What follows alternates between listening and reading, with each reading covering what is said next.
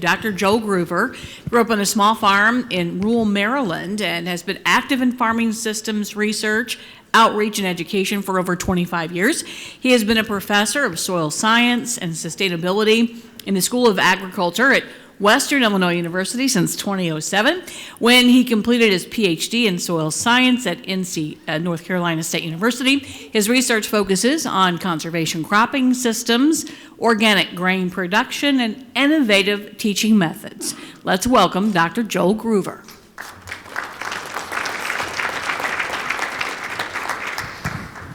That was just a fantastic presentation from Dr. Armstrong. So much data. I'm going to be sharing a different sort of presentation.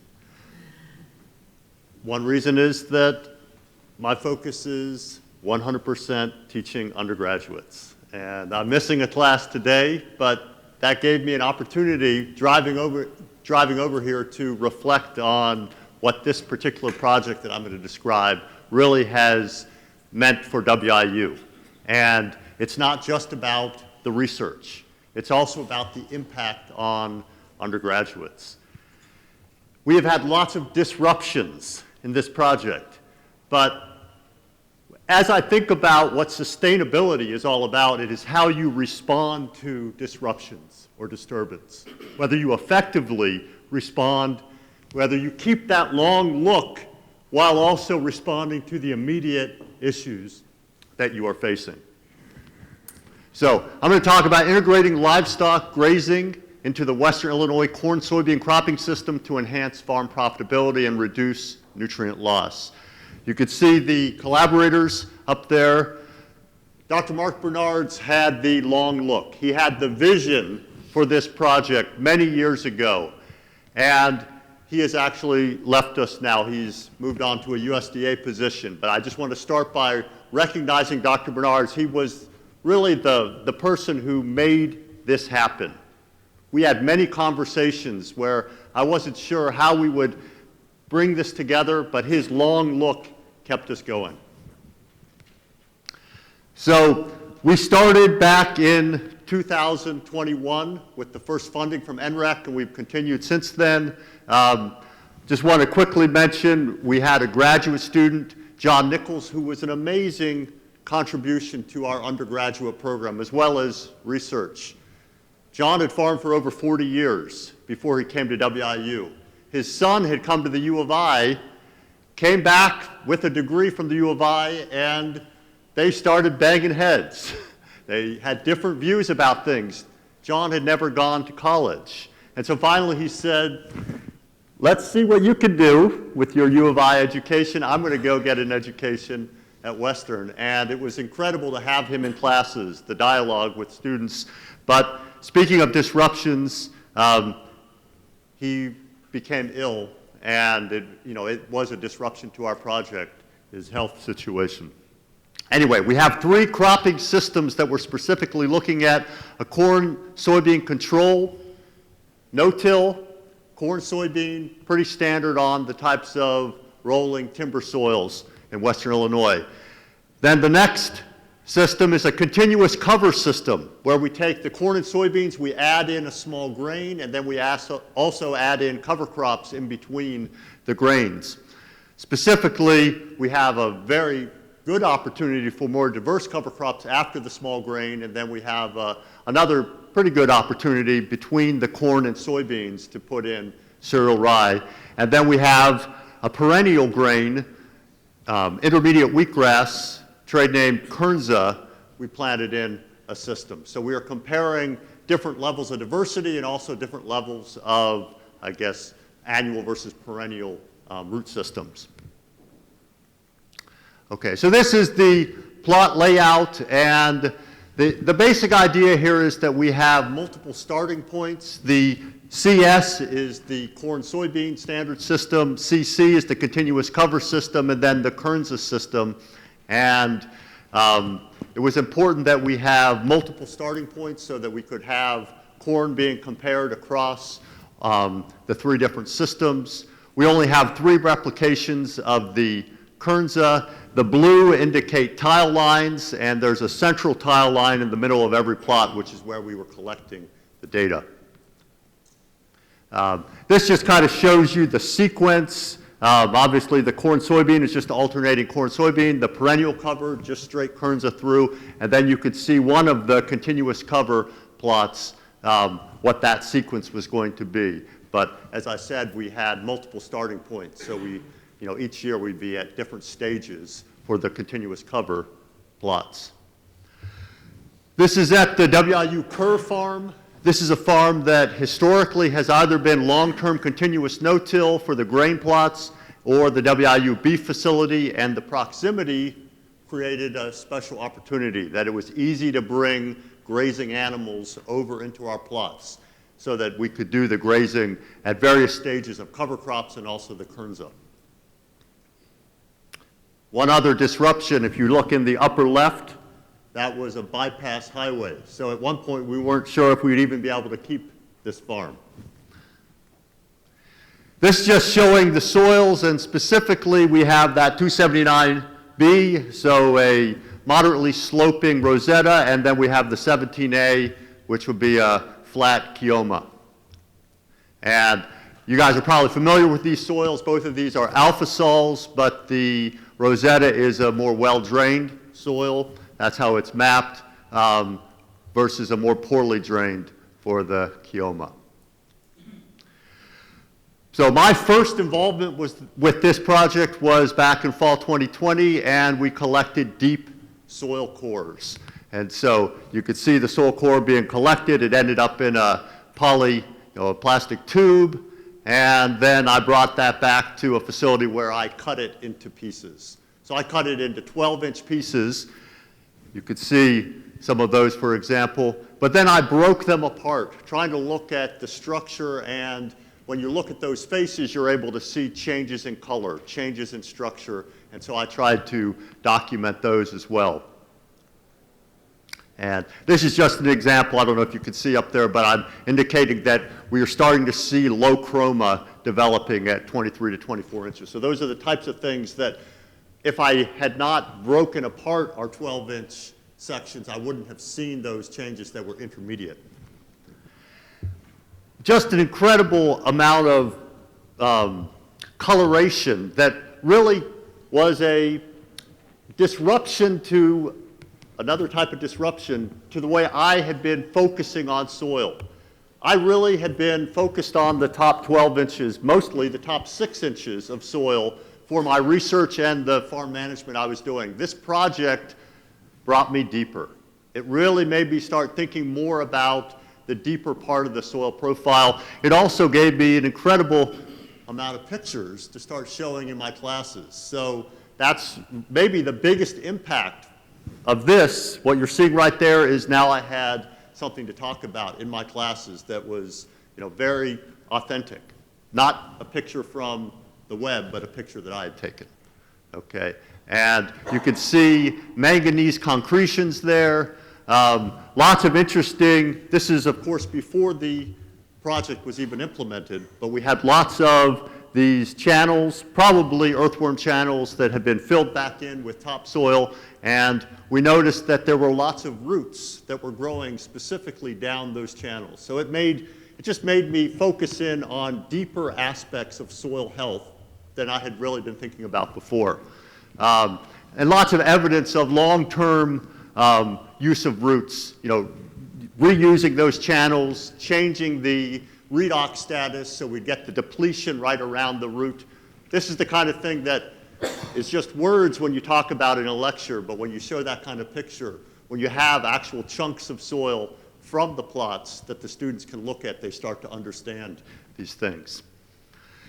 So I have a summary here of just the deep soil core data. This is specifically routine soil tests, so chemical data. And I guess a key message here is the soil pH goes down as we go with depth. That's not too surprising, but that wouldn't be the case as much for more of a prairie soil. You can see the CEC is going up with depth. You could see potassium levels are going up with depth, but then the phosphorus levels are the reverse, where they're higher at the top.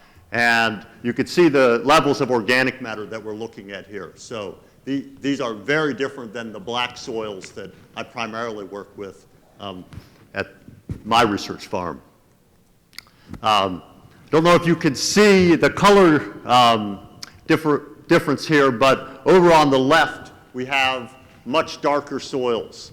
This is something that I think is another kind of cognitive dissonance I had to deal with as I think about a project like this. If you're starting with very different organic matter levels, it creates a different context for building organic matter. And so this is before we had any of the treatments. We had distinctly different colors related to differences in organic matter, and so that created a different context for how the organic additions were going to accumulate. This is some data that we just collected these soils last fall, and don't have any stats up there right now, but the key concept is that perennial system, the PG, has started to build some organic matter, whereas the corn, soybean, and the continuous cover, there's really not much difference. The biggest number differences that you see up there are related to the initial difference in carbon. Differences in organic matter just because of differences in the soil type. The other thing I want to mention is nitrate. You can see that the nitrate concentration is much lower under the Kernza system, which is not surprising at all. One of the biggest disruptions of all in this project was that we found that our tile drainage system was completely dysfunctional when we started the project. And this was something, we knew there were some issues initially, but as we got into the project, we worked actually with another drainage contractor and found that some of our access boxes weren't even connected. Almost all of them were out of vertical. They were at different elevations, and so there were really some serious problems. And you could see described up there basically how just in the last 2 years we corrected those problems. So that was the type of disruption that really reset the project. I'm just going to quickly go through some of the tile water data. This is data collected by Roger Viadero in environmental studies. Everyone in this project is in the School of Agriculture except for Dr. Viadero. He has had 2 graduate students work on this project, and they have struggled because the quality of the data, the interpretation of the data obviously is impacted by the quality of the drainage system delivering that water. But this is just showing that things were drying out over the last 3 years. We had significantly less precipitation in 2023. In fact, we had 6 of the drains that did not allow any water to be collected last fall. And this is some data that I collected from the graduate work. I put it together last night, and I am wrestling with how to interpret it. As I drove over here, I was thinking, do I have an explanation to share?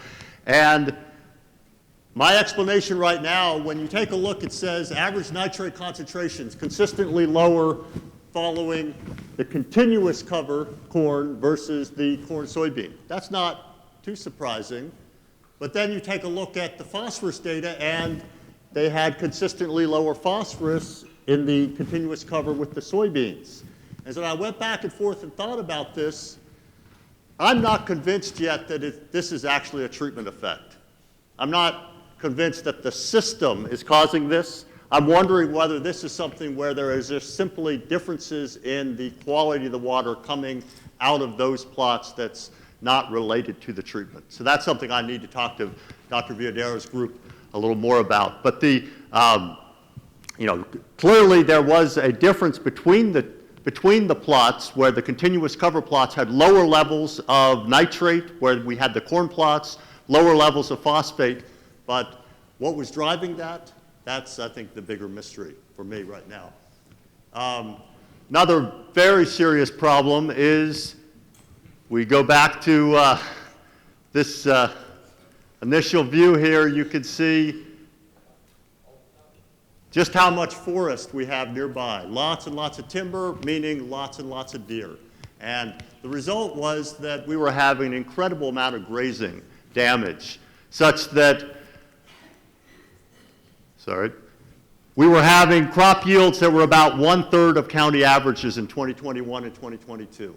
Okay? Consistently, we were getting about 15 bushels per acre for our soybeans. Our corn, every year it would turn purple because almost all the ears were being removed from some plots. And so basically there was sugar accumulating because it wasn't going into the grain and the crop was turning purple. So finally in 2022 we put up a deer fence. And I guess I'll just mention this as part of the disruptions that we're dealing with. This was a very difficult thing to make happen. This was something that Dr. Bernards fought and fought and fought for, and I guess I would say that one of the reasons why he decided to move on was how difficult that was. But our project now actually can produce some grain because in 2023 we had above average yields for both corn and soybeans, and we had no deer in the plots. Previously, when I'd go over to the plots, I'd often see more than 10 deer in a 4-acre site. We also are doing grazing, and we're grazing the cereal rye, principally between the corn and soybeans, mostly in the spring. Potentially there could be grazing in the fall, but right now we're collecting the data before and after, not looking at animal performance, but just looking at biomass before and after the grazing. You can see in this case the rye was headed out, well past ideal quality for grazing. The better quality was the diverse cover crop mix that was planted after the small grains were harvested. And so we've had several years where we grazed that. We also grazed the kernza. This was a very, I think, good learning experience as well for the students that were involved with moving the animals in here. Where we cut the kernza high, we had lots of stems that the animals really disliked. Where we came back and mowed a few strips, then the animals were very happy to graze the kernza. So little details like that make a big impact on how much grazing is going to occur. It's not just the quality of the biomass or quantity, it's actually, do you have something disruptive like those pointy stems? Okay. We have forage data from several years, and you know, the basic idea is that the cover crop mix was producing the highest quality data. The red clover, the quality also was pretty good, but the red clover was actually, that was a very temporary part of the system. We had a limited amount of kernza seed when we first planted, and so before we had harvested our own kernza seed, we had some red clover plots. Then those got replaced by kernza when we had our own kernza seed to plant. Okay, and just a little more forage quality data. I'm just giving you an example. I really am not an animal scientist, so I'm not going to try and interpret this data. But this is the kind of data that has been collected, and our animal science students have been coming out, undergraduate students coming out and collecting this data. And I guess I just want to wrap up with this picture, which to me is maybe the most important impact of this project so far. It's not the type of data that we heard from Dr. Armstrong. Our undergraduate students need to hear about the long look, need to hear about thinking long term. They also need to see these, see these types of methods of collecting biomass. In this case, they're collecting biomass from a diverse cover crop mix planted after the small grain, but it was so dry that there was very little growth. So they were able to see the impact of the weather effect. Even though we planted at the desired time, we got very little growth, and so we weren't able to do the grazing of that system last fall. But they were very interested, in being out in the plots, thinking about the overall system, and I think when I look at that picture, that just tells me that while we have a long way to go to collect the data that we have in mind for this project, we are having the immediate impact that we want, which is bringing these undergraduate students out into the field, seeing long-term experiments, and thinking about what that could mean. So I'll stop right there and take any questions.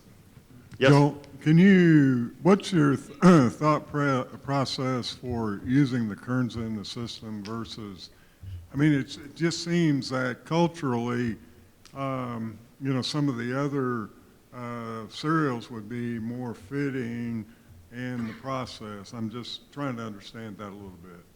Yeah, thank you, Walter. So we do have small grains in the continuous cover system, okay? And obviously that is a system that is a smaller shift from our standard corn soybean system. Adding in the small grain gave us a lot more opportunity for cover crops and also for grazing. Right. One thing go ahead. And I guess I would say the perennial Kernza is a very large shift. Mm-hmm. Right now, the marketplace is very limited. Right now, the technology for how to harvest the Kernza, that was something that we wrestled with. I guess the other part of this challenge is Kernza, while it's a perennial, it doesn't produce a high seed yield for very many years. Okay, so we're now far enough into this system where our thin stand has turned into a very thick stand, and we'll probably see a lot less seed yield. So we're going to have to focus more on either just harvesting the forage with grazing, or we'll have to somehow disrupt that stand so that it's thinned out again and can produce more seeds again. Another piece of this is it seems like, one of the challenges that's out there is, developing systems. I mean, because we have annual lines of credit, we don't really budget for, situations where we're going to have something that's going to go over, the years, et cetera. Have you been given any thought for that? And then the other one, the Illinois Grazing Lands Coalition is having an event the 12th and 13th in Springfield that some of your students might get something good out of coming to that. Well, we'll talk about that more, Walter, but I think the question about the economics of this is obviously a very important question. We do have an economist involved with this project, but basically partly because the grain yields were so low, there just was very little incentive to try and calculate what the economics really meant. We have a survey that has been developed to try and find out from beef producers in the state how interested they are in learning more about these alternative systems, but that survey hasn't been conducted yet. And I guess I would say, when you put all of this into the context of COVID, we had way too many things that did not get achieved that I think are now basically on our horizon. And someone like you might be a great collaborator, Walter, to get your accounting skills involved with thinking about what numbers we need and how we can crunch them.